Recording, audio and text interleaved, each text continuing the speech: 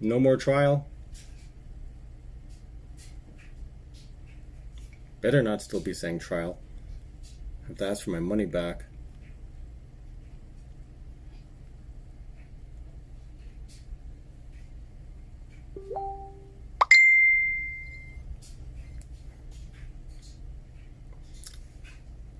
Hey, what's going on, Ed? How you doing, man?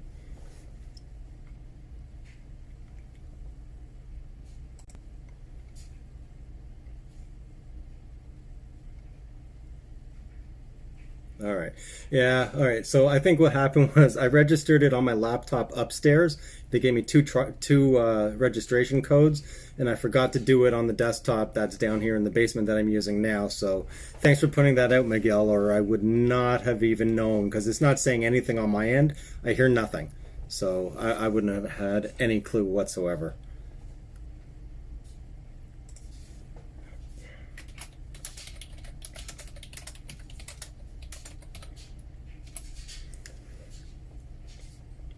Michigan, how's the weather over there? You guys all done with the snow and everything?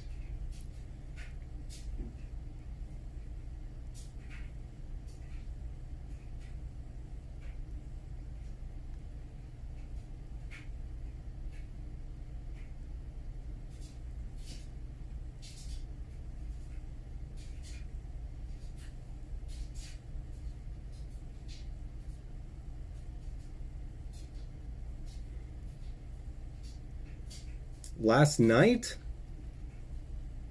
Oh man. Wow. Oh man, I feel bad. Wow. I did not. I mean, it's all the snow's pretty much gone from here. It's completely melted. There's nothing. I'm actually contemplating on taking my winter tires off because the temperature's been pretty warm every single day. You know, you might have to wear your jacket maybe first thing in the morning for maybe a few hours, and after that, I mean, that's it. The rest of the day is just sweater weather. Wow, that's crazy, man. 3 inches. I couldn't even imagine. Like, oh no.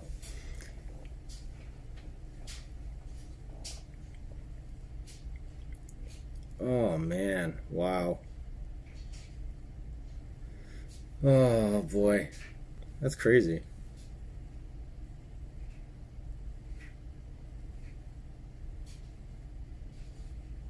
Oh, pff, Ed, you're fine, man. I'd be asking for more snow if I had that.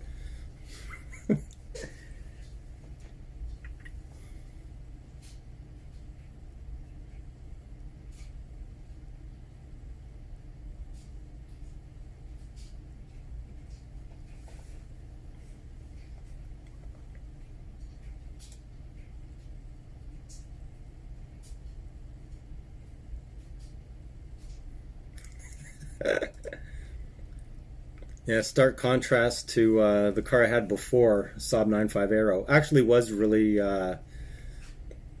pretty good in the winter.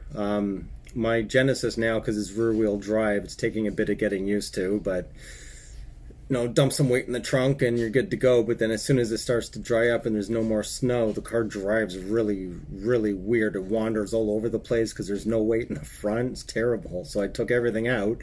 Now I'm hoping it doesn't snow again. Ugh, one thing after another. Yeah, maybe next time I'll just get an STI or something. Or maybe I'll get an Evo. Yeah.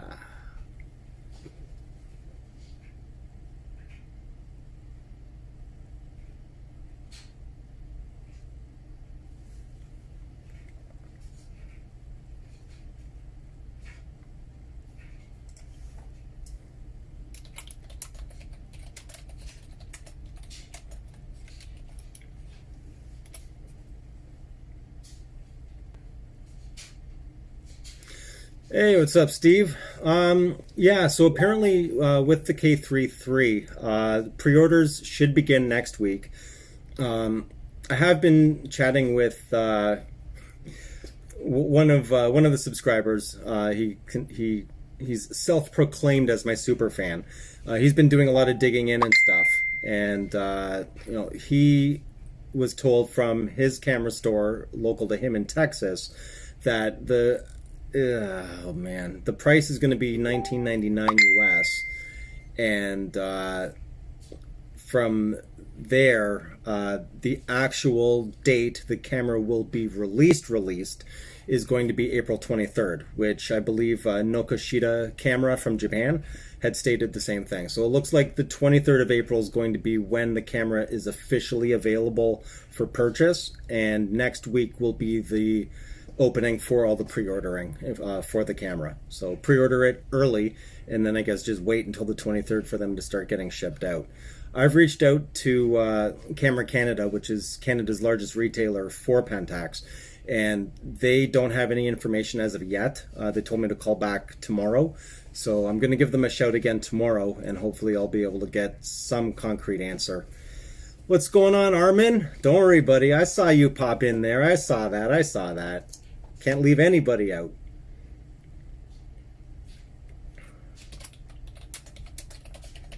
Sorry guys, just give me 1 sec. I'm trying to sell a direct ignition cassette from my last car to someone here. I'll be free. No problem.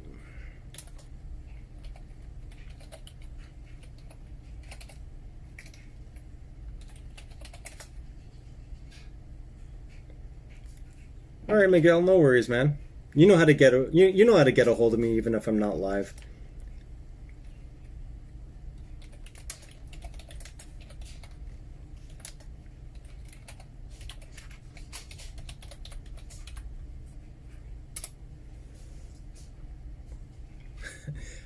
Just out of curiosity, Armin, so what was the finally? Finally the K33's out, or finally I'm actually gone live? Or both?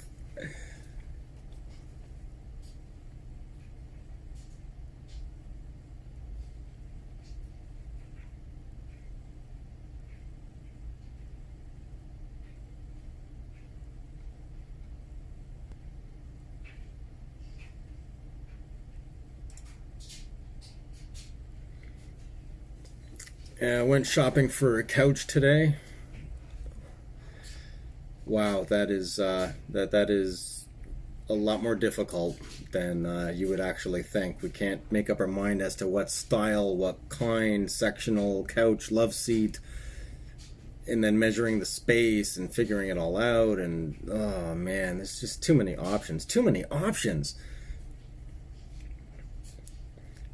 Okay. Yeah, I don't blame you, Armin. I'm trust me, I've been waiting for the K33 too. K33 too? No, as well. Yeah, so it does look like the 23rd is going to be the official release for the camera entirely, period. Finally. I mean, it's only been what feels like 10,000 years since they first announced it. But you know what? I mean, it's not really anything different than what they did with the K1. And look at how, even to today, the K1, at least in image quality, is still an absolutely phenomenal camera.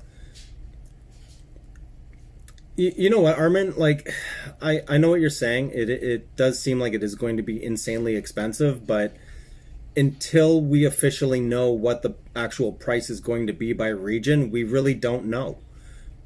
We really don't know. You know, I mean, they've been saying it's going to be about $2,000 US. They've said it would be more than that, as you know, a direct currency exchange, you know, with different regions. But things in Japan are generally a lot more expensive than they are when they come out here, at least for the MSRP. So it's not, you know, it's really hard. It's really hard. And I'm not really, at first I did freak out. I was like, oh man, if they are going to charge that amount, then it's over. It's over. No one's going to buy the camera for that cost. I mean, it's just absolutely insane. But over time, I really started to think about it, did a lot more research, and I thought, you know what, fine, maybe I jumped the gun. A lot of us YouTubers and whatnot, we all jumped the gun. A lot of them are staying on that bandwagon. I'm going to reserve judgment until the camera is actually released and we know what the actual price is going to be, because we really don't know at this point. For example, if it were to slot above the KP, and be below the K1 in regards to price, then we'd be looking at approximately $1,800 Canadian. To be at, you've got the KP here, you've got K33 here, and then you've got K1 just above. So dead smack in the middle would be about 1,800 Canadian dollars. So, that's what I think they'll most likely do. Or that $19.99 US cost is for the premium kit, which there's only going to be 1,000 of them. It could be that, or it could be the lens and camera combo. And if they're going to be including the DA Limited 2040, I could fully see that justifying the actual cost of that price, right? So, there's a lot of variables and a lot of things we just don't know.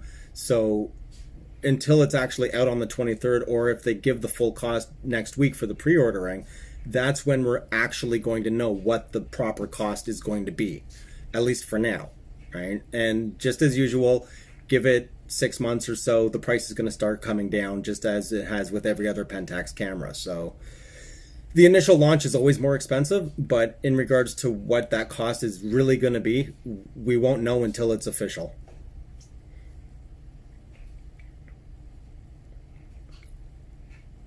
Yeah, Noel, I hear you, man. I really hope that the price is reasonable as well. And hey, you know what, Armin? If I had a K1, I'd be happy with that too. I mean, I'm happy with my K3. It doesn't, there isn't really, technically speaking, there's nothing that it cannot do. The only thing that I really do want is faster, better tracking for the autofocus, which is what the K33 is really going to fix. And doing a lot of birds in flight and nature, wildlife, that sort of thing.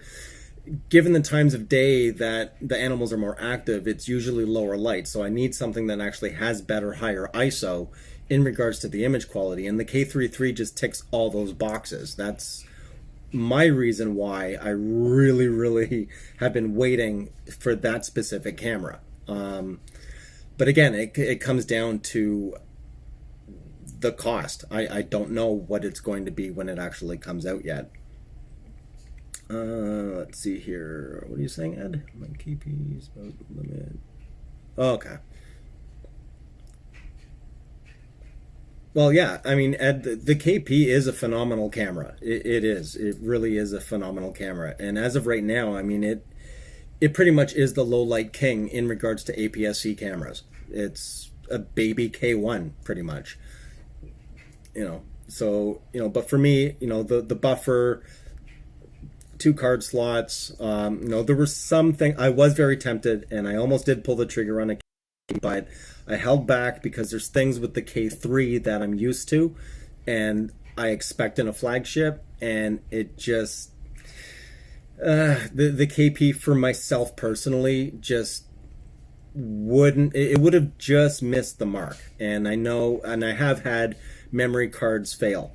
So if I had never had a card fail, then I wouldn't even think about having 2 card slots. But actually having a card fail on you, your heart stops. Your whole light, like, just everything just stops. You're shooting away.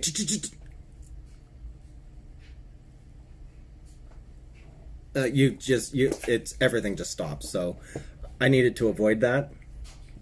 So I'm sticking with 2 card slots, which would have been crazy, because if the K33 did not have 2 card slots, I don't know what I would do. You know what, Armin, you know what?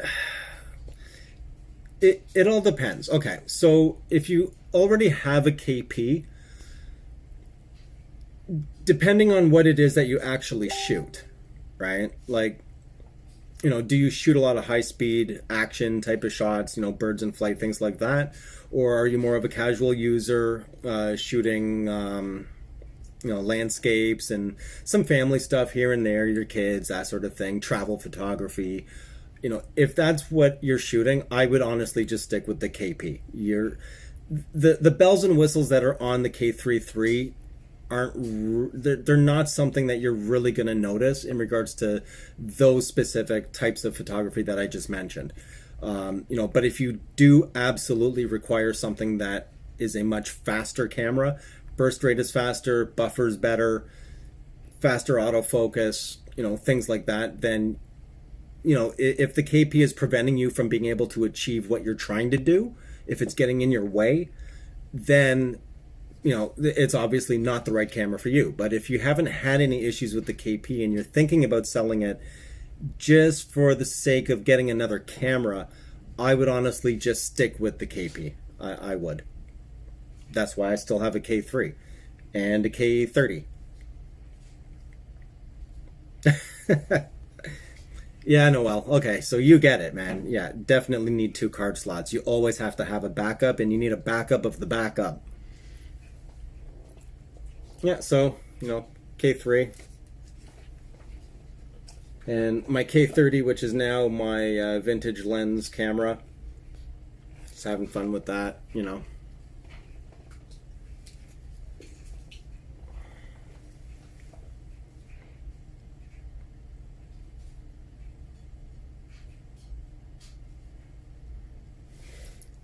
Actually, you know what? I'm curious. I think the limited lenses... Hold on here. Let me just quickly check Amazon. I just thought of something, guys. So when is the HDDA limited? When are they coming out? I think that was the end of the month.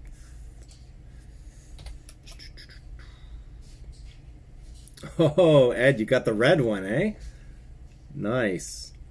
It's funny, I think it was when the KR came out and they started doing the 50 zillion colors, I so wanted a red one, just because there was no other red camera, and that red was so nice.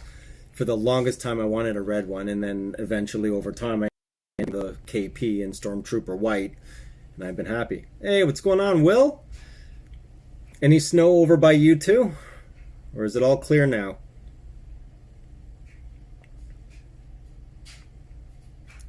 Alright, so the HDDA limiteds are FA, not DA.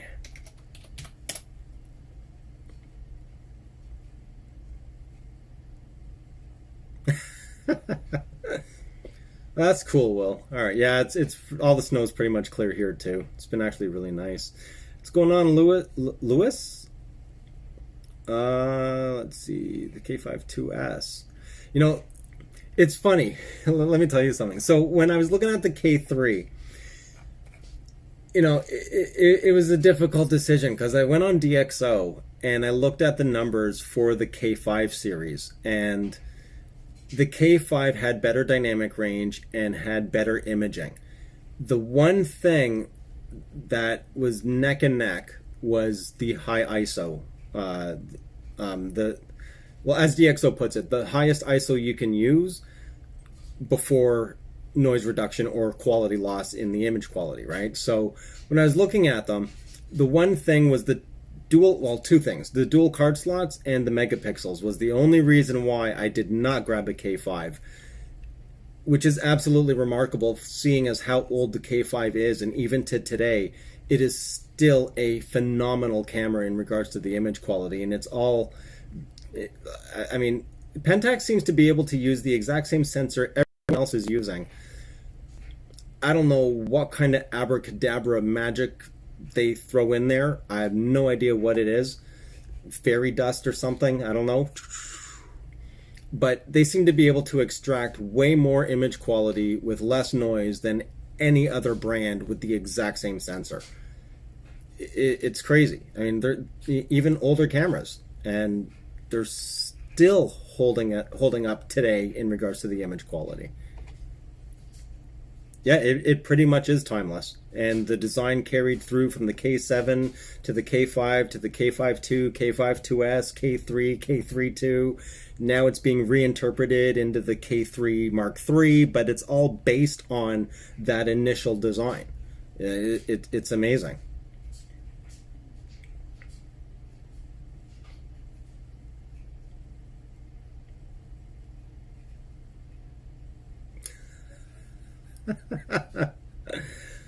Oh boy.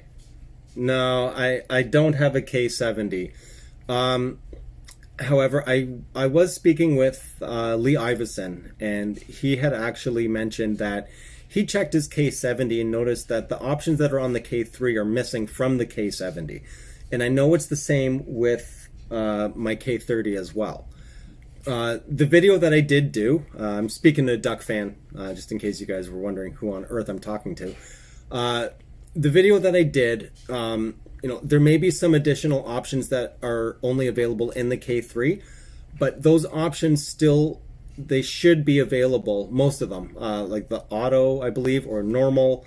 MTF is definitely going to be in the K70. I believe that's a default option within the entire Pentax line. At least every Pentax DSLR I've had has always had the MTF option within the program line. Yeah, so... well, actually, you know what? I'm curious. When you mentioned Lee, which Lee were you talking? Lee Hayes? I'm hoping you were talking about, because... Oh, you couldn't find them on the case. Oh, okay. All right. So basically, what you're going to have to do is go into the actual menu for the camera. I'm not sure if you can see this. It's probably going to be the same as it is with the K3.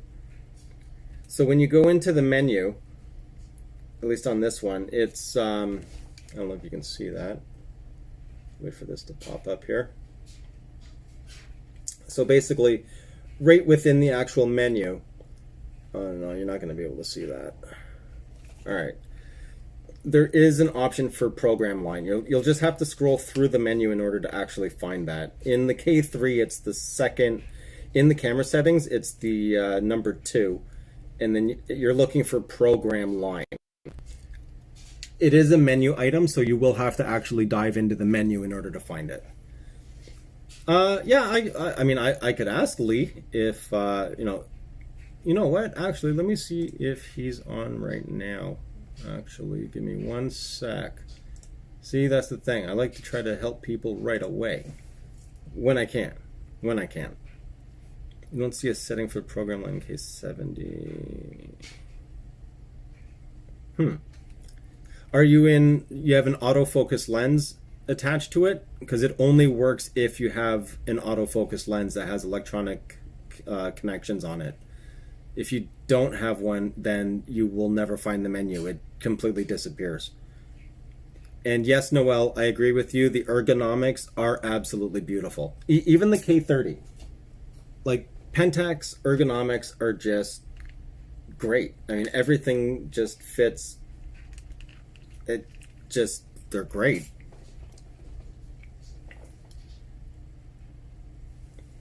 Same sensor as -10.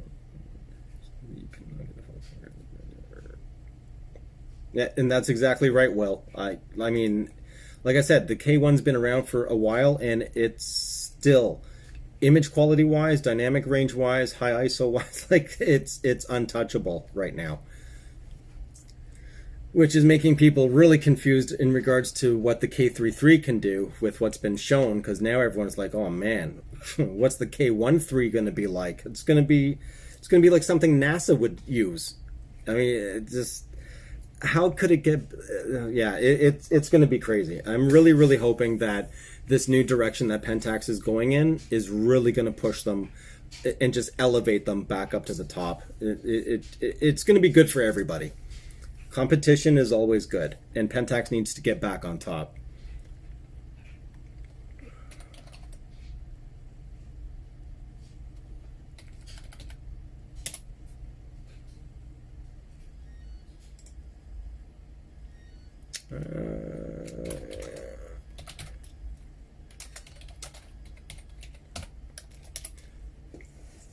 All right, so Duck Fan, I'm actually asking Lee right now. Well, first I'm checking to see if he's busy. If he's not busy, then I'm going to ask him about the K70 in program mode.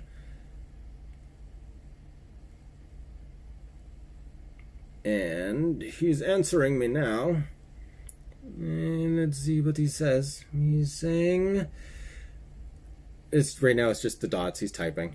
I think he's typing a lot, actually. Ah, okay, perfect.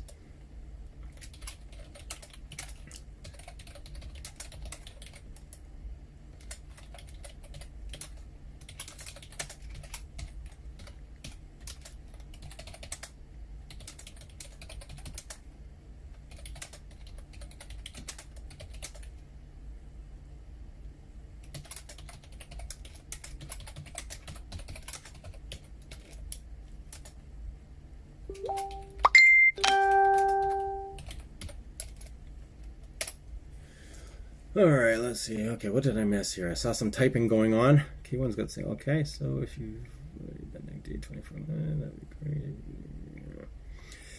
Well, you know what, Armin? I am hoping that the K33's kit lens is going to be a 2040, because then that would mean that I'd be getting one.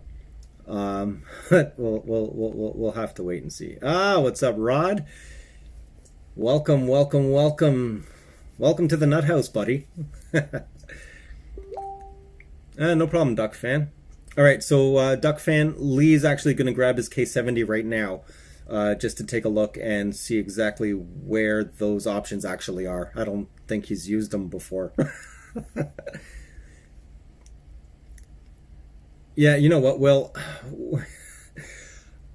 I gotta go back. I'm contemplating on once the K33 comes out and I've used it for a bit, I'm thinking of doing another video where I actually bring up my older videos as it was leading into the K33, in regards to the hybrid viewfinder, the autofocus patents, pretty much all my patent videos, to see what I got right and what I got wrong, because I'm not a Pentax insider. I just kind of looked at all the information, tried to figure out exactly the path they were going, and I'm actually kind of curious as to what did I get right and what did I not get right. I know I got a lot wrong, but I know I got some stuff right.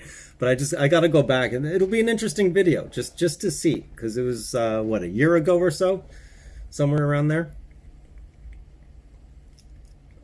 Say hi. Oh, what's going on, Moon Hugh Bear?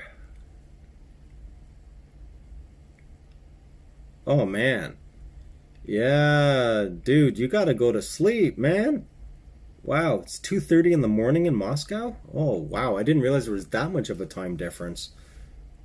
Holy.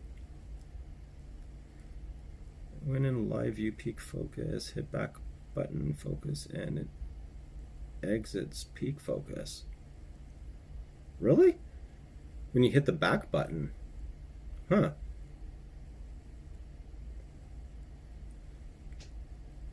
Oh, seriously, Miguel, the K70 doesn't have the P options?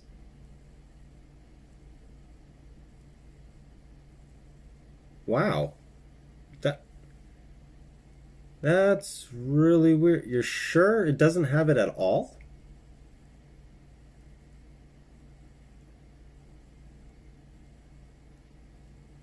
Oh, okay. It exits the peak focus. Okay, yeah, Duck Fan. I think it has to do with contrast detect autofocus. It's the same. It's the same with my cameras as well. You are actually, hold on, when you're in live view, peak focus, hit the back button. Oh, okay, yeah, it's not going to hold on to the zoomed in range. You have to selectively change that back and forth. You know what, Miguel, give me one sec. Let me take this M42 mount off this camera. I'm gonna take a look. I'm pretty sure my K30 had it. I'd be surprised if the K70 didn't.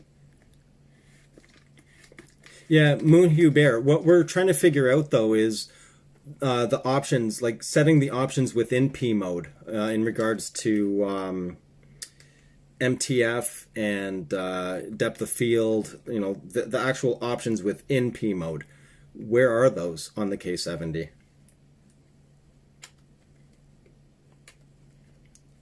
Uh-oh. Oh no, did I just... Oh, is this stuck? Nope, okay. Oh, I thought I just stuck my ring.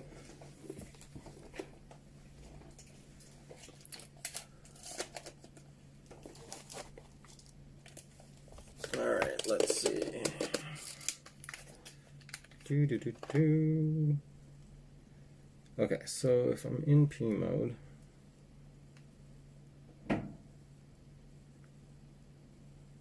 That's crazy. I could have sworn that this actually had options for P mode.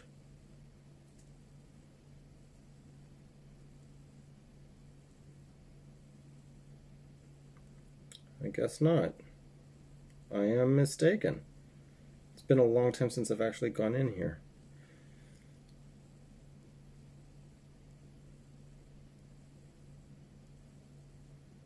Huh.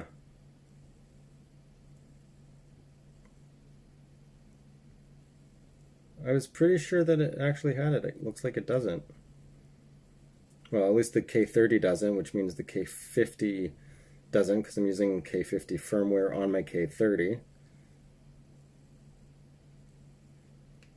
Wow. So what other camera did I... Oh, hold on. Autofocus.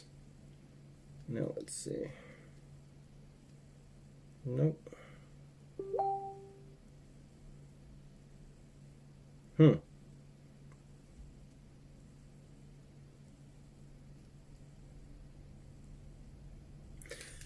That's really weird. I could have sworn I had those options in here. K90.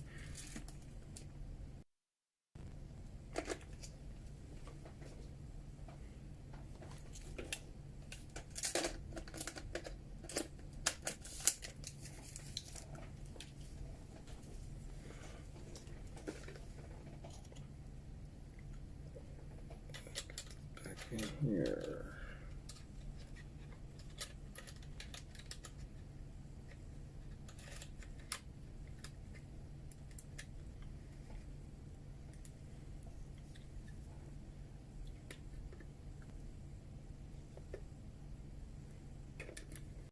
Oh, trust me, Rico's not giving me anything, buddy.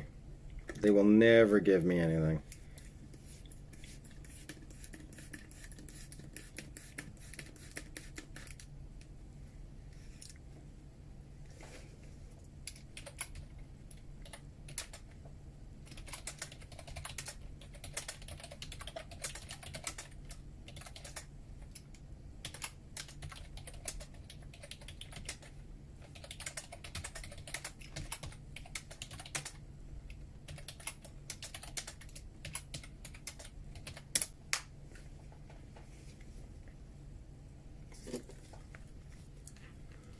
Oh, that's terrible. I could. Oh man, I know there was another Pentax camera that I used that actually had those options. I just don't remember what it was.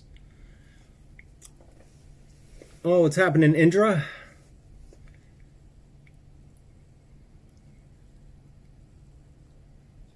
$6:34 in the morning.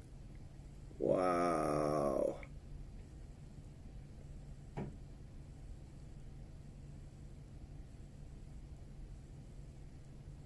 Oh, thanks, Indra.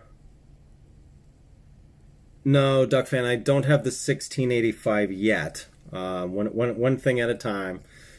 You know, you have to keep in mind all this stuff is all stuff I've personally purchased myself. So you know, I don't have unlimited funds, unfortunately. It'd be nice if I did. Well, you know what, Miguel? Actually, hold on, Miguel. Before I get to answering your thing, let's see. Stone Cold, yeah, 316. Stone Cold, Steve Austin, yeah. All right. So, do I think the K70 is a worthy upgrade for a K52? Uh, yes and no. The reason I say that, the K70 does have better low light capability. It's also the first Pentax camera to use a hybrid autofocus system, which is more for video. Doesn't work that great. But the autofocus system on it is still based on like K5, K30, K50. Build quality wise, the K5 II is actually a better imaging camera, and it just has a better build quality. It's more rugged. In regards to the autofocus, the K70 might be a little bit quicker, but I mean, if you can get an incredibly good deal on a K70, then I would grab a K70. What I wouldn't do is get rid of the K5 II to replace it with a K70. That is just something I would not do. Because they're different tiers of cameras. Yes, one's older, but it's a higher tier for the camera than the K70 is. K70 is more of an entry level build for a camera as well. Entry level and Pentax sort of still better quality than what you'd get from a competitor's entry level, but in regards to how Pentax built the K5 like 753 line, the K70 is newer, but the autofocusing and whatnot is still going to be fairly close to what you already have.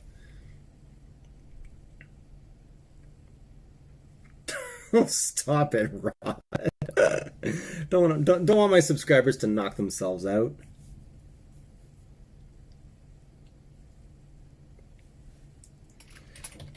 Okay, so yeah, it looks like the K70 only has basic program mode. It is the KP. So it looks like K3, K32, KP, K1, K12, and well, hopefully K33 as well when it comes out. Those are the cameras that actually have the additional options within the program line or program mode. Yeah, I find that really interesting. Because I remember seeing MTF in another camera. Now it's going to bother me. Ugh.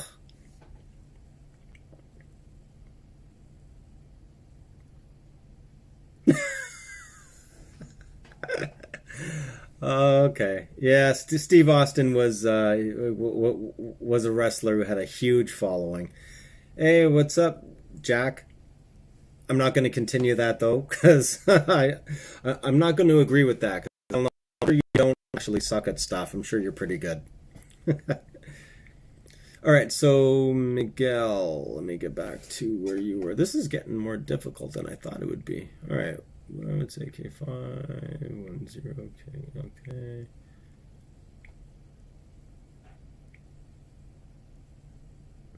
Okay, yeah, Miguel, in regards to your comment of,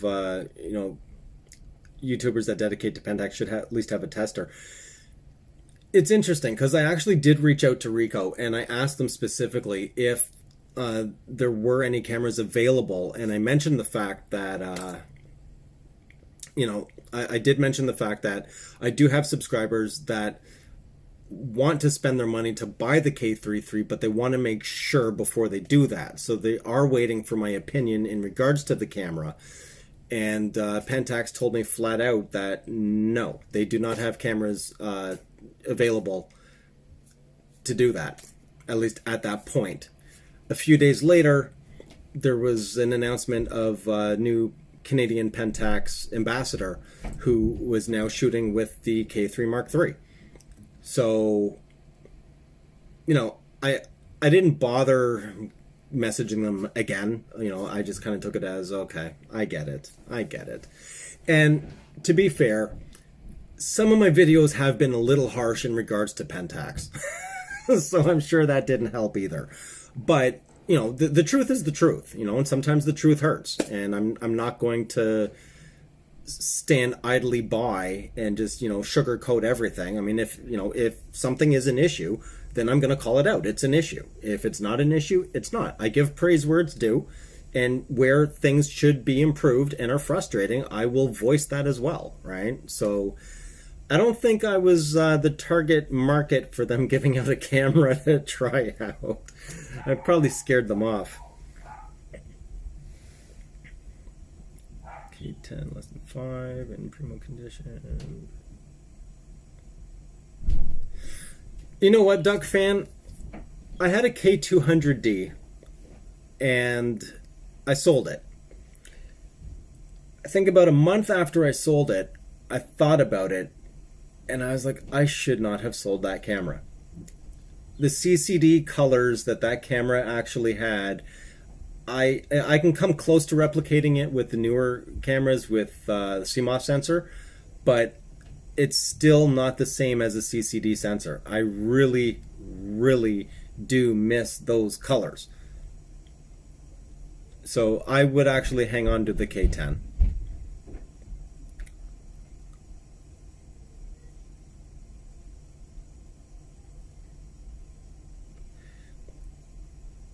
Oh, thanks, Ed.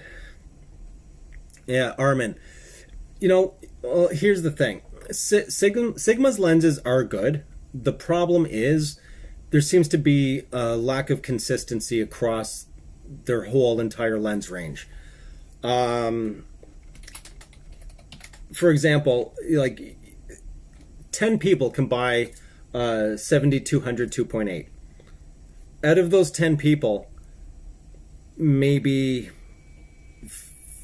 4 or 5 of them will have autofocus issues. You know what I mean? Like they're just, you either get a good Sigma lens or you don't. There's no consistency. And from my own personal testing, Sigma still, I don't know why this is. It doesn't make any sense to me. In regards to focusing the lens with backlighting, Sigma lenses seem to have this weird, bizarre issue where they just cannot acquire focus properly if the subject is backlit. They just can't. I don't know if it's spattering of light. It tricks the autofocus module in the camera. I don't know what it is, but it's the only lenses that I where that is an option. No, sorry, that is an issue, not an option. But it just, other than that, the lenses are brilliant. But they do have their issues as well. Hey, what's up, Mark? Yeah, hey, the K70 is a nice camera. Don't get me wrong, it is a really nice camera.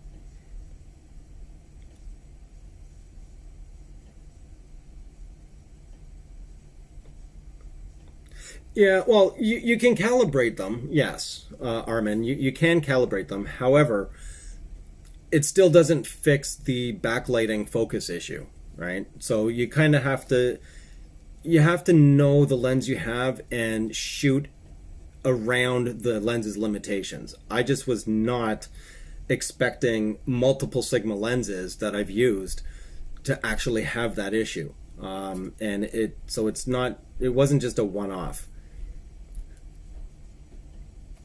Hey, what's up, Lee? Okay, now I can answer you. Sorry, man. I've got 2 windows going here, and I was gonna start typing, and I was like, hold on, let me answer these questions first. Okay, now I'll go back, and then I typed like 2 words. Anyway, temperature. So I have no idea what 55 Fahrenheit is. But over here, the temperature is probably around 8 degrees Celsius. Tamron lenses are good, but here's the thing. It's give and take. Tamron lenses are very good. However, most of the Tamron lenses are all screw driven. There are some that do use silent focus motor. I can't remember what Tamron's term is for that.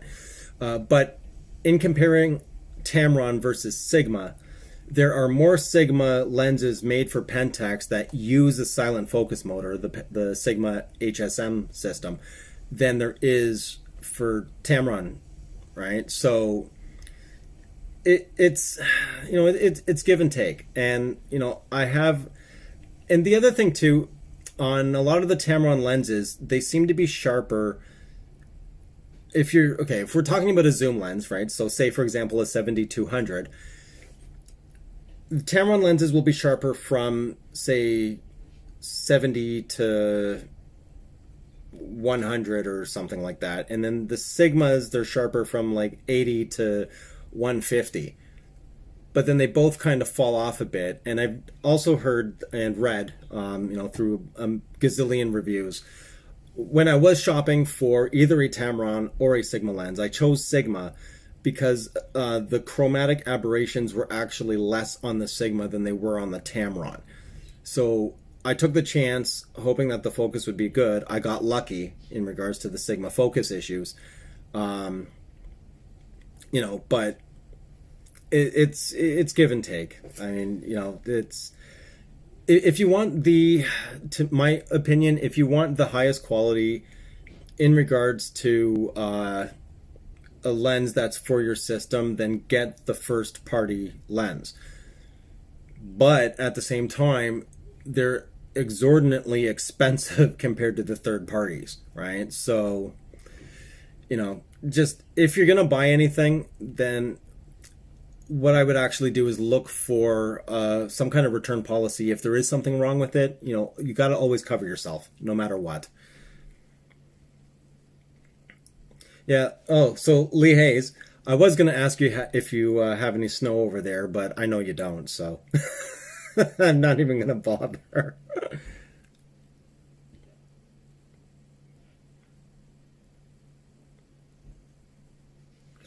Actually, Rod, some Pentax lenses may be rebadged Tamrons, but apparently back in the day, Tamron actually licensed Pentax designed lenses.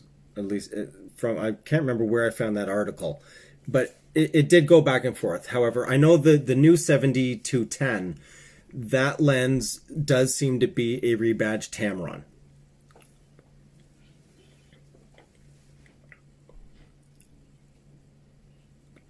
All right, then I guess I'm heading to Texas.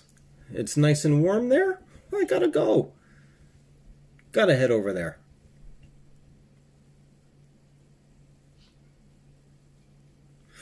Okay, Rod, when you say the Sigma is cheaper, which Sigma are you talking about? The Sigma 7200, Sigma 1750? Because the 1750 f2.8s are both Tamron and Sigma. They're both pretty much the same price.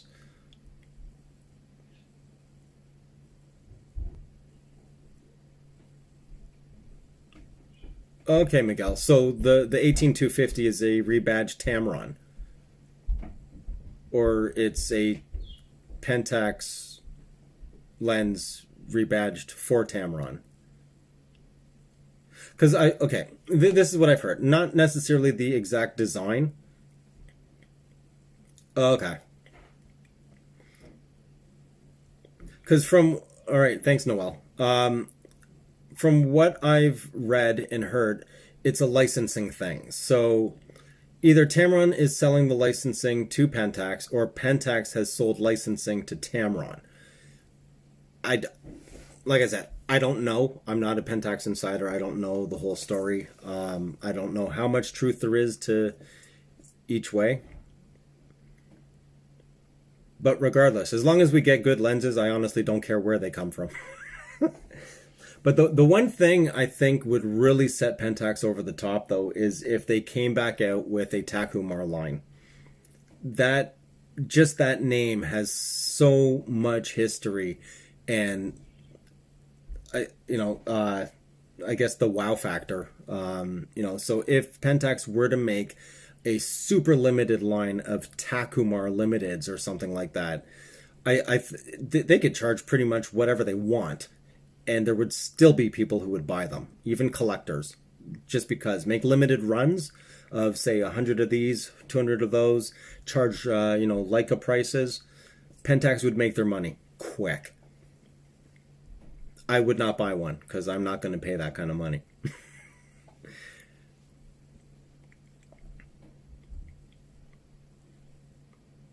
Yeah, like instead of Pentax recoding all these older lenses and just keep making the same lens and change it from an SMC coating to an HD coating, even if they added a different coating and then changed the name and stamped it as a Takumar, like, I mean, they would make so much more money out of that. Or just have a standoff. You know what they should? Oh man, this is what they should have done. Silver lenses, Takumar, done. You have the existing ones right now that are limiteds, right? You've got your silver and you've got your black, and then have a separate line. They are only silver. They're all HD coated, and they're just Takumar lenses. That's it. Oh man, yeah, they'd sell like absolutely no tomorrow. They would probably be sold out in Japan the day they came out.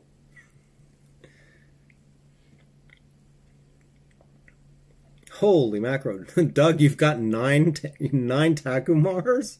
Wow, I've got three. I've got a 135 3.5, 105 2.8, and what else is the SM? Sorry, SMC? No, Super. Yeah, SMC Takumar 55 1.8. And then I've got a couple of Pentax M lenses as well. HDD 835 2.8 silver. Yeah. You know, I'm contemplating on what was it, the 31 limited. Contemplating. It's too many decisions, but I am not going to spend my money until I have the K33 in my possession. Then the lenses will come shortly thereafter. Yes. I don't know why I was just talking like that, but anyway, that's how excited I am about it. Yeah, actually, I've going back to what Rod mentioned, about the how Asahi Pentax is in demand and Takumars are expensive because of the high demand. I have a friend of mine who's actually looking for one of the original Takumars before SMC, before Super Takumar. It's just Takumar. He cannot find it whatsoever. Not an auto Takumar, just plain Takumar 50. I think it's 50, and there was a Takumar 55. Cannot find it anywhere. Period. Anywhere. I've looked. I can't find them anywhere either. But apparently they are the absolute original Takumars from the very early days, and they are around because he found a bunch of collectors who have them. But anyone who has them, they are not getting rid of them. So I was like, well, good luck, man. I don't know what I can't help you.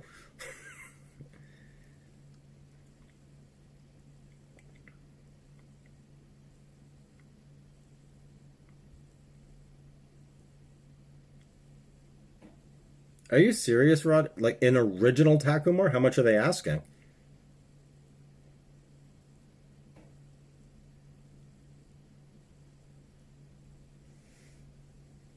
Hmm.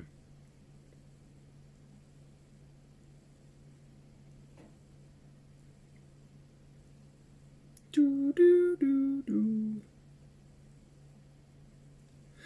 Oh, yeah, Armin. The art series of Sigmas is phenomenal. They're very, very sharp lenses.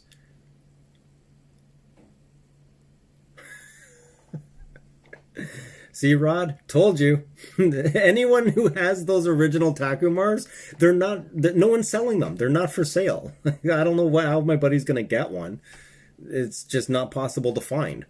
And due to COVID, all the pawn shops and everything where you can normally find Takumars, sitting around in display cases, our largest flea markets, they've all closed up shop, right? They've literally had to close down. So there goes the cheap way of being able to actually get that stuff, right? Okay, yeah, the first Asahis. Wow, 8 Super Tax and 1 SMC, eh, Douglas? Wow. Yeah, I don't have quite that kind of collection. My collection's a bit all over the place. But in regards to vintage lenses, I don't really have that many. I just recently got more into doing a bit more vintage stuff. But with the way viewfinders are on DSLRs and doing birding and then using a manual lens, like I remember back when I had my Pentax MZ7, manual focusing on that was easy as anything because it had the split prism, you know, uh, matte focus screen or split prism focus screen. So it was extremely easy to actually tell if you were in focus or not. And it's just unfortunate that DSLRs, they haven't been able to replicate that experience through the viewfinder. But I can't remember the photographer's name in one of the videos that Pentax released in regards to the K33. He actually did say manual focusing with that new viewfinder is incredibly easy to do. So I'm really looking forward to that as well, because that comes in really handy with macro focusing as well, right? So, maybe we won't have to use live view all that much in regards to macro focusing. We'll have to see. But it would be nice if they actually did aid manual focus, kind of bring it back how it was when it was easy.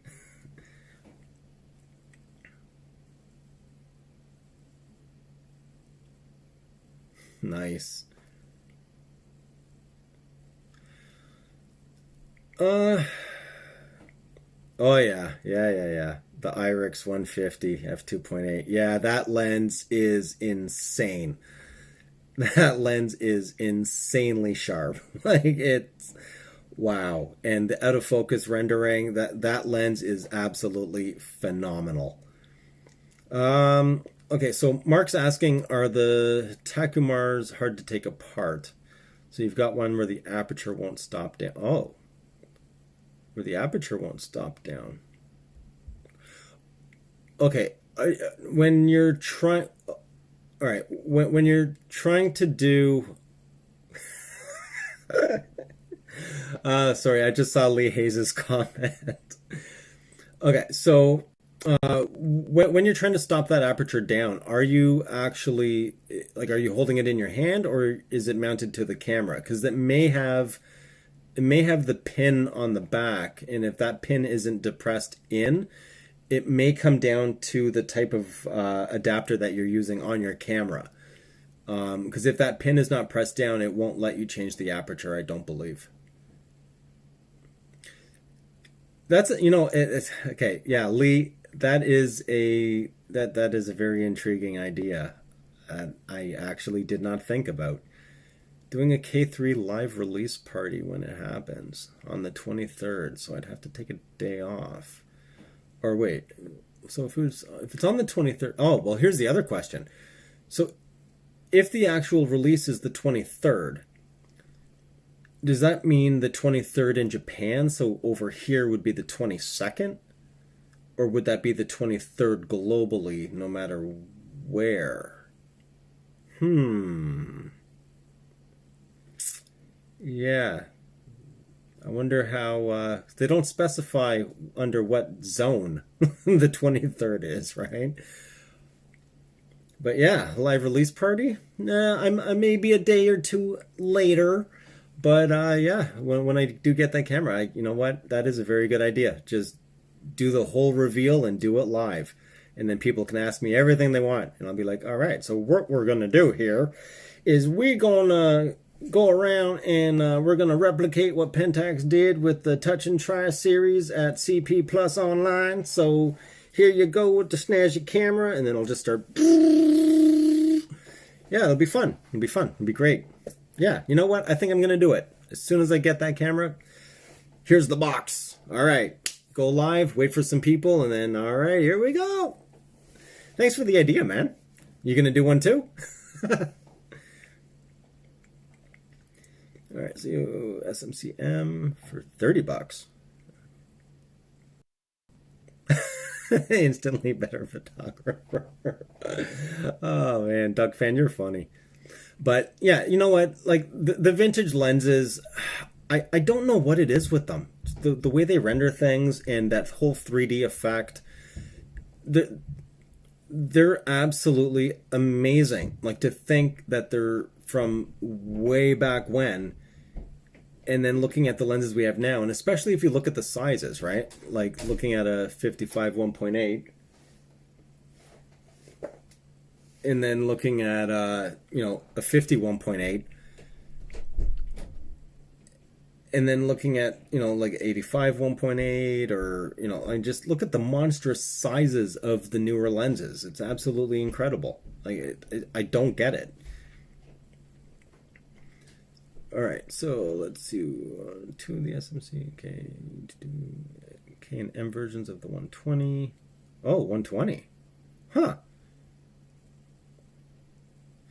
Yeah, you know what, Duck Fan? I actually did that in my Super Takumar giveaway. I have a SMC Takumar, and Lee. I have an SMC Takumar 55 1.8, and I also had a Super Takumar 55 1.8. Comparing the two of them back to back, I did a whole lot of test shooting and whatnot, and I actually preferred the way the SMC rendered, whereas some people prefer the way the Super Takumar rendered. So, I didn't need duplicate lenses, so I kept the one that I preferred for my own style and my likes, and I ran the giveaway, and a gentleman Oh, where was he? In Germany. Actually won the Takumar. So he's now happy with his super smooth Super Takumar 55 1.8, and I'm happy with my SMC Takumar 55 1.8. Sales of film. Okay, yeah, Rod. You know what? That is a good point in regards to the sales of film. Yeah, all the film cameras are starting to go up in price and everything. Ah, SMC 28 3.5. Yeah, true. So Lee, you want me to do it? Eh? Yeah, I guess I could. I guess I could. Yeah, I think I will. I'll have to give fair warning though, so everybody can grab their popcorn and hover around the couch in front of their screens or on their chair wherever. I don't know where everybody's screens are, but it's gonna be somewhere. Oh, you guys want to see something weird? Check this out. Let's see if I can find this camera.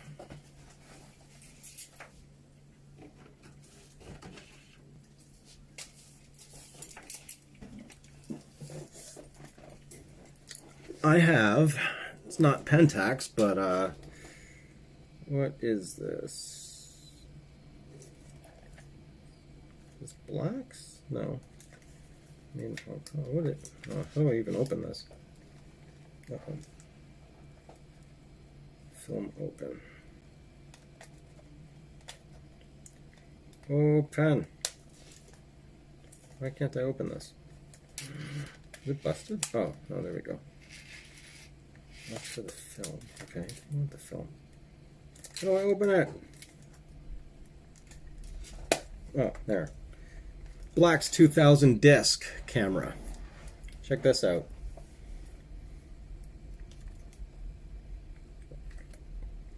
Little rangefinder thing. It's got a built-in flash. Takes a disc. This camera's crazy.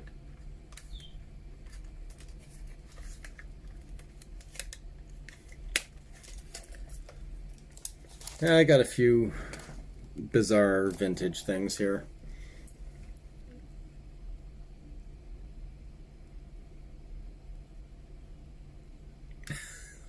Okay, Lee, you win. You win. I will do it. I'll do it. I'll do it.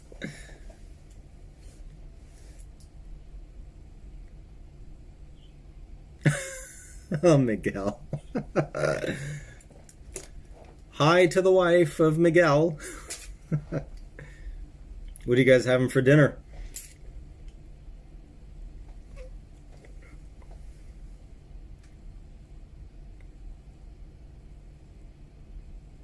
No, Rod. This actually came from my wife's father, so holding on to this thing, as well as the brownie that I have upstairs. Yeah, one of the brownies. You hold the camera like this, and you have to look down into the viewfinder. Fun times, fun times. I don't even know where to get discs for this thing. I don't even know if it's worth it. Like, I don't even know if I could get a disc developed. Yeah, I really gotta look into some of these things.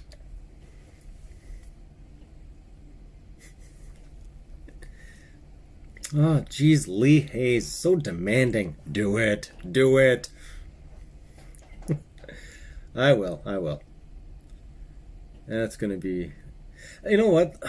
I don't know if I will. Well, yeah, I guess I will. It'll be short, though, because once I have the camera, right after I show everybody, I'll be like, hey, here's the camera. All right, I gotta run outside. I'm gonna go use it. And then you guys won't see me for like a month. I'm kidding. I'll just go burst a whole bunch of nonsense and then come back and be like, guys, the buffer's amazing. Yeah, you think I could get discs on eBay, eh? I may be able to get discs, but over here, I don't know where I would actually get that developed. That's the problem.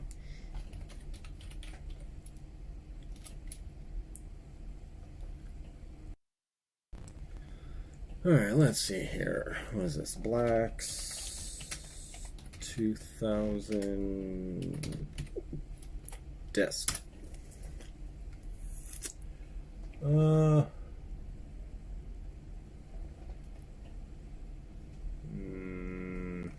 oh, no, it's showing me mountain bike discs and disc brakes for cars. Let's see here. X2000 disc. Yeah, okay. What the heck? That's right. Camera. Oh. Let's see. Camera disc. Oh, no way. It's worth $4. Yeah, you know what? Well, I'm looking on eBay right now, and it looks like there is nothing.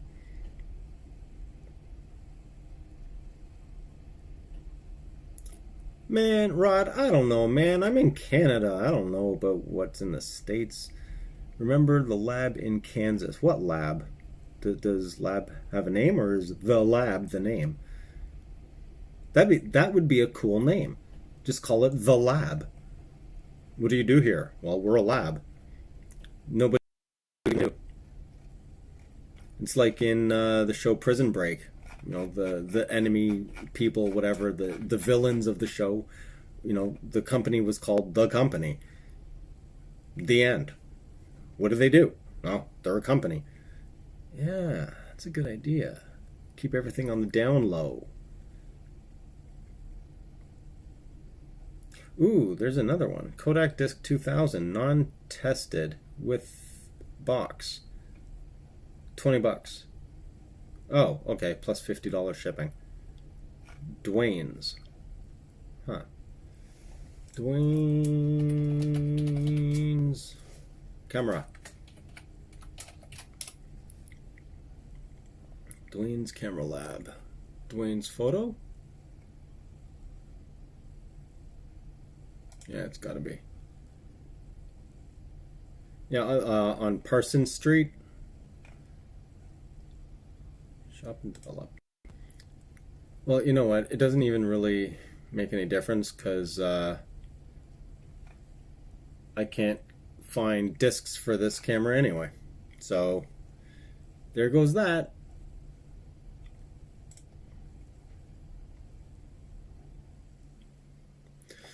All right, so on a more serious note here. So for questions, you guys think I should do one?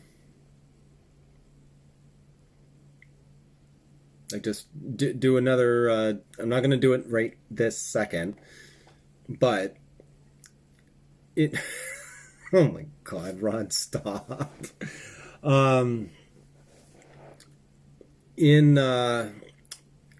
In regards to doing another live session of just straight up question and answer. You guys think I should actually do that? Is that still something you guys would be interested in? And be honest, if you're not interested, it's all good. Because it's just something else I don't have to do. Ah, and Yano. I hope I got that right. Enrique? Well, Enrique, I know. Okay, yes to the lives. That's one. So how are things in Belgium?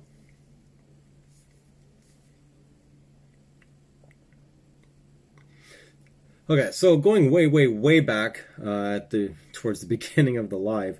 So the HDFA, the new HDFA Limiteds are actually going to be released on April 29th. So right at the very end of the month. So in regards to the K3,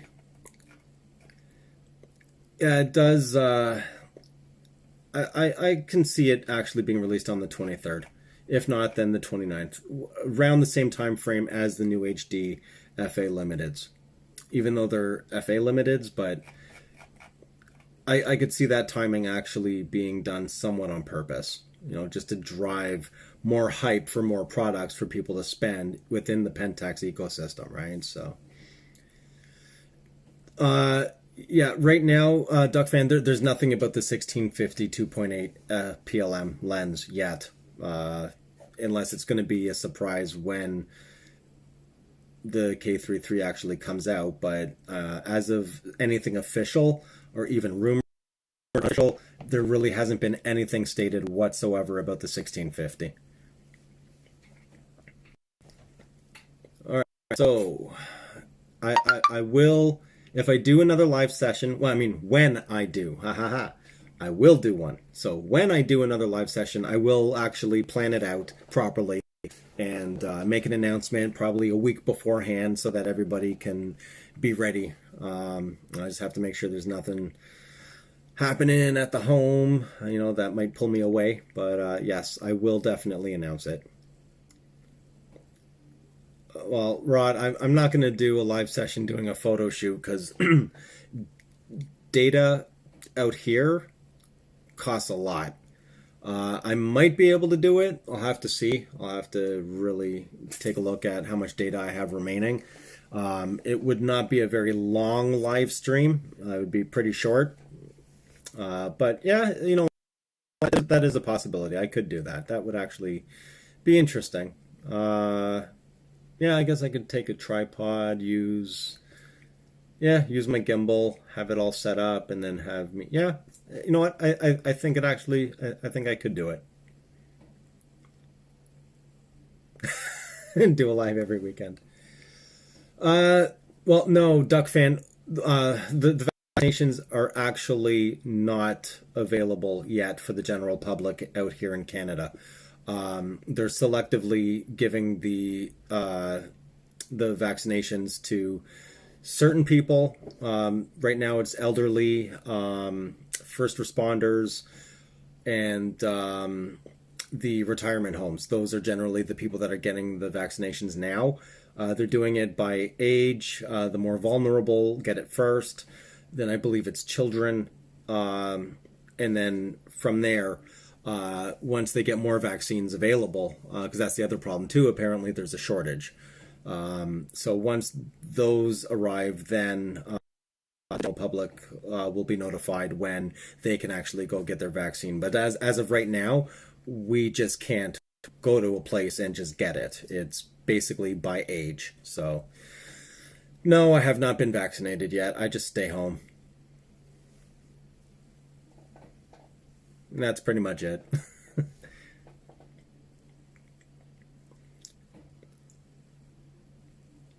And do live every weekend. Yeah, you know what? Yeah, I guess I could.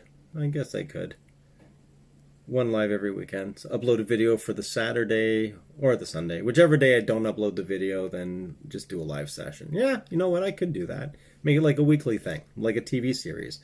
Like Big Brother. Well, okay, no, not like Big Brother, because I am not going to get voted out of my own house. That's just not going to happen. Sorry. It's just not going to happen.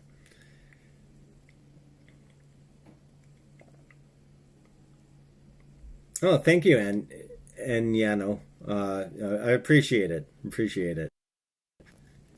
It's funny.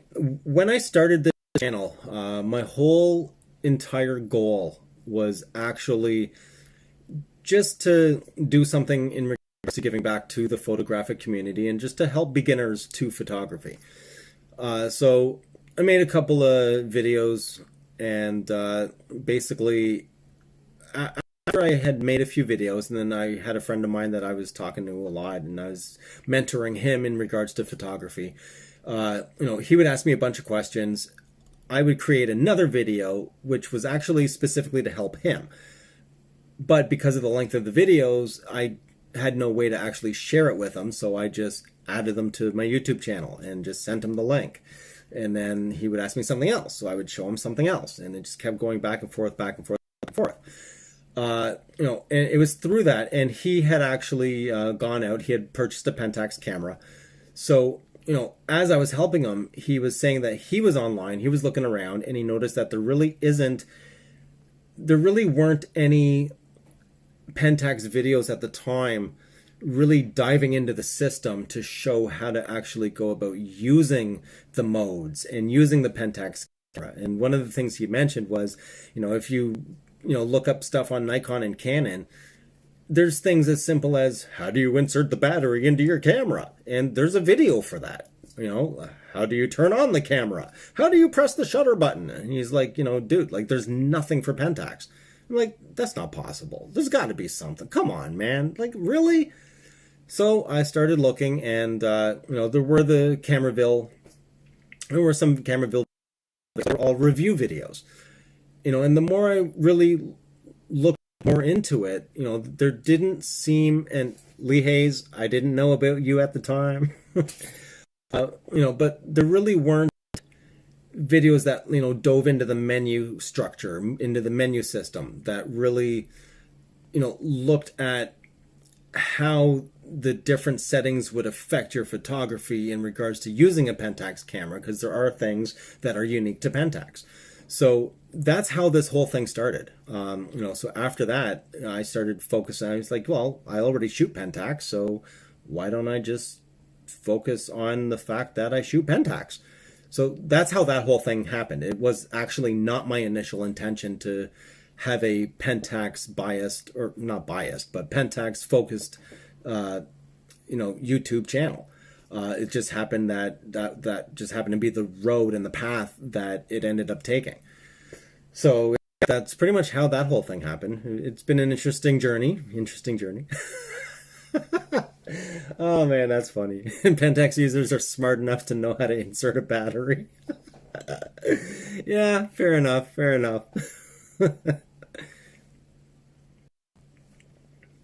Oh, thank you, Duck Fan. Thank you. I really appreciate it. Keep up the great work with Pentax. I really appreciate that, man. Because I mean, there's Pentax is like the black sheep of the camera world, and through things that I've been through in my life, I've always been the black sheep. I've always been the one who's kind of singled out and put into a corner. The oddball out, and always had eyes on me in regards to, oh, don't trust them, I don't know, right? So I think it's just a natural thing within myself to just fight for the underdog kind of thing. It's just, because I was the underdog, right? I'm not going to get into, I don't know if anyone's interested, but a lot of the stuff that I've been through in my life, I can understand being in that position and constantly, being pushed down and all that stuff. And when I was starting off, with the DSLR, with digital photography, when I was looking for, what brand I was going to go with, it was actually, I was looking at the entire system. So I wanted a cohesive ecosystem where things just worked. Right. And with Pentax, that's what it was. It's a cohesive ecosystem that just works. Period. I don't know what else to say. Like, actually today, someone in a beginner group, and as soon as I see these things, I just shook my head. I can't even reply to this because I already know. And oh boy, no, not for me. Someone had a Nikon camera and they were wondering why their lens would not autofocus, and it turns out that they needed using the D series of this lens, and they needed the G series. The camera won't autofocus if you use the D series, so now they have to return the D series in order to get the G series to mount onto the same camera. It's the exact same lens, just one is D, one is G. And it's those kinds of things. And it's the same with Canon. You've got your EF, you've got your EFS. You know what I mean? So those are the things. I just thought it was absolutely crazy. Like, why should I have to jump through hoops to buy a lens that works on this camera? I just want to buy the lens and just put it on the camera. And that's what I got with Pentax. That's it. You just buy any K-mount lens. It just works. There is no jumping through hoops and stuff like that. So, in these other beginner groups, man, like there's so many loopholes with Nikon and Canon. You know what I mean? It's like I don't even know what to recommend to these people because it gets so confusing so quickly. Nikon P series. Yes, Lee does have an awesome channel. If you guys want to know how to, well, as I put it, if you want to know how to survive when you're out camping and stuff like that, watch his channel. Not the photography stuff, but the camping stuff. He's got some really, really good info. Really good stuff. Yes, and yeah, no, that exactly. Especially if the underdog is so underappreciated despite being really good. Yeah, that resonates with me, man. Because yeah, I've definitely been there many many times.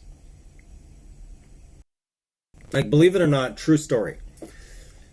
Uh, so I was applying for jobs, left, right, and center. I mean, I needed some kind of income. I had just moved out here to where I am now, and you know, I was applying for job after job after job. I think in 1 year, I had sent out.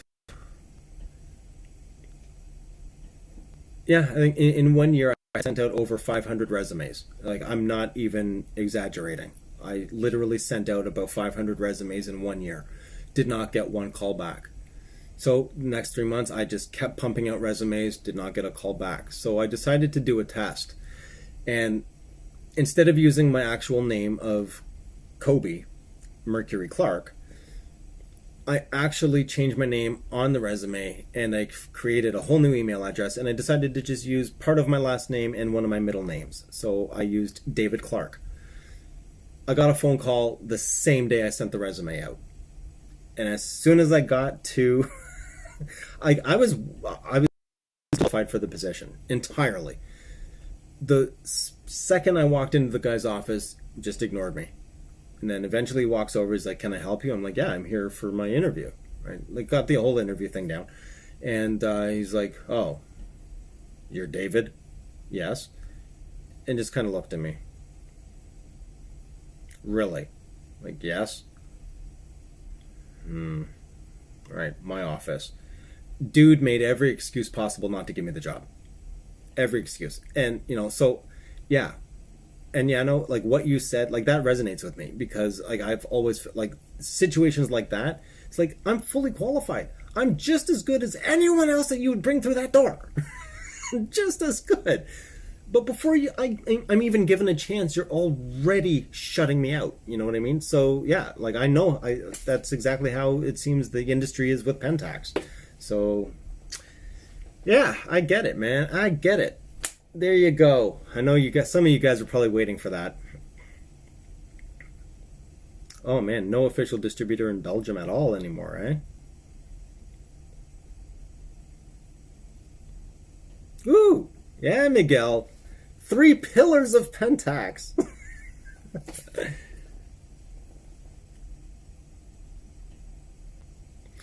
Hey, you know what, Miguel? Don't forget about snappiness. He's another one.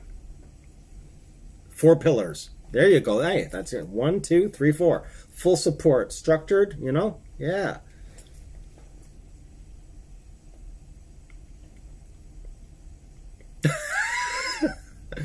Oh, man, and yeah, no.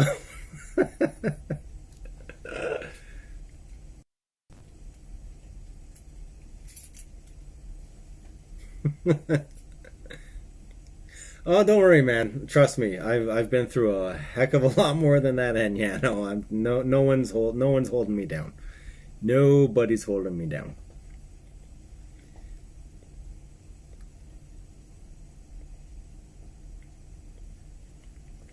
Oh, and if you guys want sort of, well, not, I don't know if I would say like opinion pieces or, hmm.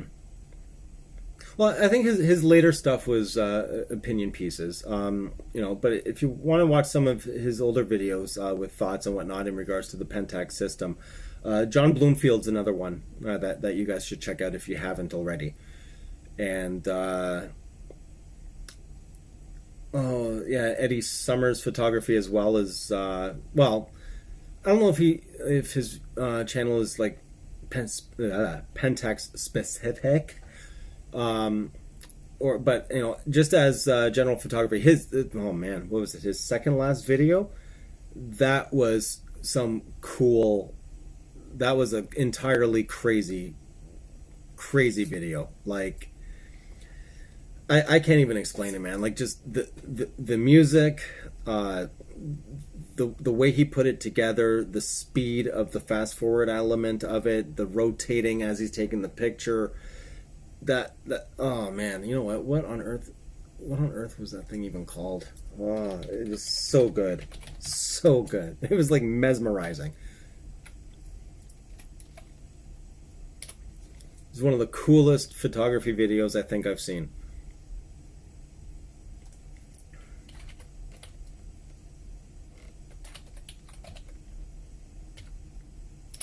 Okay, what was it called? Okay, yeah, and he's got some secrets and hacks and stuff like that as well. Oh, was this? No. Oh, it was coffee and something. Yeah, that's what it was. Where is that? Oh, wait. Why am I not getting... No, not my videos. Oh, there. Alright, give me one sec here. Clicks and coffee. That's, yeah, that was cool. Alright.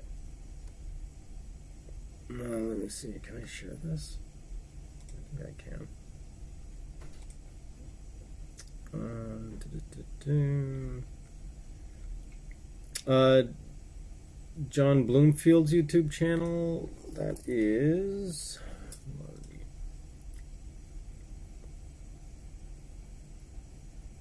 Oh yeah, angry photographer. You know, he's okay, but I don't know. Like some of it just. Well, I guess for the entertainment element of it, yeah. I guess.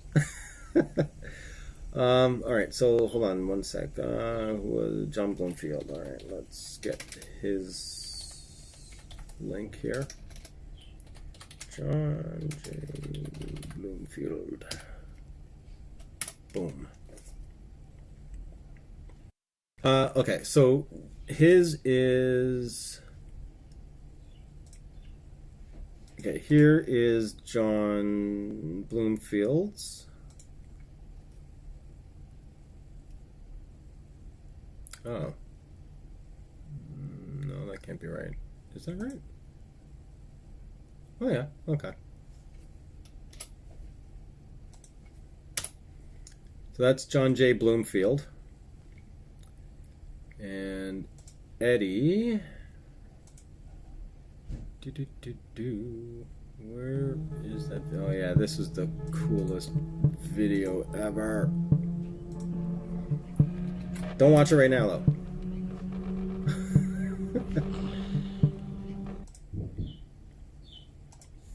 Yeah, don't watch it right now. Alright, I should have edited that. Okay, first link is John Bloomfield. Second link is Eddie Summers' coolest video. All right. Yeah, you know, I've watched a couple of angry photographer things. I don't know what to make of him though. Yes, Will. John has moved to shooting Sony. That's why he's completely moved to shooting Sony. That's why I was saying if you know, people were interested in watching some of his older stuff, then you know, that it's still they still hold value in regards to Pentax, but he has apparently converted over to Sony. That's what he's going to be shooting from now on. Period. So he hasn't sold all his Pentax stuff yet. But I believe he will be. He is in the midst of selling all his Pentax gear, from what I understand. You know, but for what you know, he feels that he's getting the most value out of Sony now, so that's what he's going to be shooting. And you know, he said like he's invested a lot, and I get where he's coming from. He's invested a lot, you know, and you have to keep in mind that you know John is a you know, photography is his only income. He is a full-on, he's a full-on pro that, you know, derives his 100% income off of his portrait work. So, you know, he needs a company that can I guess, keep up with what he feels the demand should be in regards to where he is in his career. Unfortunately, he felt that Pentax, what they were moving too slow in regards to producing new lenses. For him, recoding old lenses, is not the same as producing a new lens. So, he felt that it was time, and he purchased a Sony A7R4, I think it was, and he started using it, really liked it, so he started investing more into the Sony system, and now he's using that solely, and yeah, that's pretty much it. But you know what? Like I said, I can't blame him. You got to use the best tool for yourself in regards to what you're looking for. Me personally, I've checked out the mirrorless cameras. I'm not a huge fan. They do have some great technological features, but there's other things. My full-time position is actually in IT, so I'm staring at screens all flippin' day, all day, every day, for hours on end. Everywhere I look is a screen, screen, screen, screen. So I'm sick of it. You know what I mean? So, I prefer when I grab the camera, I just want to be at one with my subject. I really do appreciate the OVF experience. And, I come from a film photography background, so I'm used to the OVF. I can look out of the OVF, kind of read the light, and just know, oh, okay, I got to set my settings here, and bam, done, right? The EVF still does not do it for me. It just feels too artificial for my personal liking. Yeah, you know what, Douglas? A lot of YouTubers actually, say the same thing. Do say Pentax has been dead, or Pentax is dying, or Pentax is dead again, or every opportunity they have, they bash something about Pentax, or they make fun of Pentax. They've pretty much all done it. From FroKnowsPhoto.com to Tony and Chelsea Northrup. Tony Northrup, because Chelsea actually didn't say anything. It's not something that's out of the ordinary. It just gets really, really tiresome. Really tiresome. Yeah, and yeah, no, I'm with you on that one. I haven't found an EVF that's anywhere near as good as an optical viewfinder either. Even if it's, and I've noticed the lag. People say that there is no lag. I don't know. Maybe it's because I look at screens for so long. I can pick up on any kind of lag. But I notice, just moving around. Like if I move my head really fast and I stop moving, I can, once I've stopped, I can still see the frames catching up, right, in the EVF. And it actually makes me dizzy. It literally makes me dizzy because my brain can't, I have stopped moving. I feel seasick after a while. You know what I mean? It just doesn't work for me. I don't know. Maybe it's just something in here. But, yeah, it just doesn't work for me at all. But, all right. Anyways, guys, thanks for tuning in. I've got to head back upstairs, to the rest of the family, let them know that I'm still alive. The next live, I will let you guys know beforehand. I'll probably, for now, it'll be 3 days. Hey, I know that guy. Enrico. Oh, dude. You should have been here earlier, man. We got into some good stuff. You're going to have to read all the wonderful comments there, buddy. Yeah, part of it had to do with unveiling the K33. No, this is not it. But, yeah, anyway.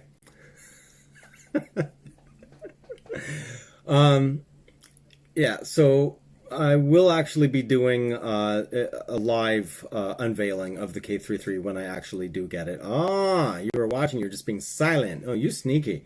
You're sneaky. Anyways, guys, all right, I got to get going.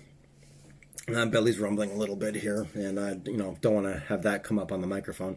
But thanks for tuning in, and again, Miguel, thank you for letting me know that the trial thing was still happening at the very beginning. That's terrible, but at least we got it sorted, and I'm good to go for the future.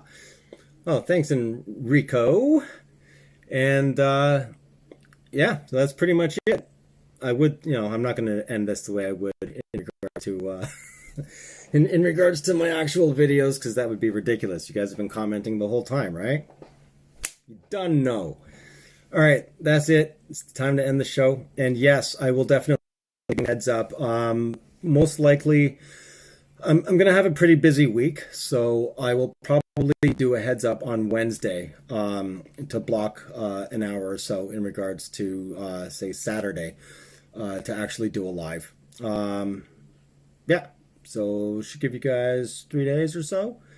Or maybe, depending on when this pre-order happens, I might do that. I don't know. Yeah, I'll probably give you guys about 3 days. 3 days notice. Tuesday night, Wednesday, I'll make the announcement. Do a little whatever thing on YouTube to let you guys know so that you know. And now I'm starting to, what is the matter with you? I'm speaking Italiano. I don't know how good that accent was, man. Enrico, don't say nothing. Anyway, all right, I'm going to get going, guys. Thanks again for tuning in. And yeah, I will definitely make this a regular series for you guys. It seems that you guys are happy with it. So all good to me. All right. Until next time, take it easy and be safe out there. Oh, really? It was that bad, eh? I gotta, man, you know what? I haven't really hung out with Italians in a long time. I've kind of lost it. I usually can't. Okay, you know what? Enough of this, man. I gotta go. All right. I'm out.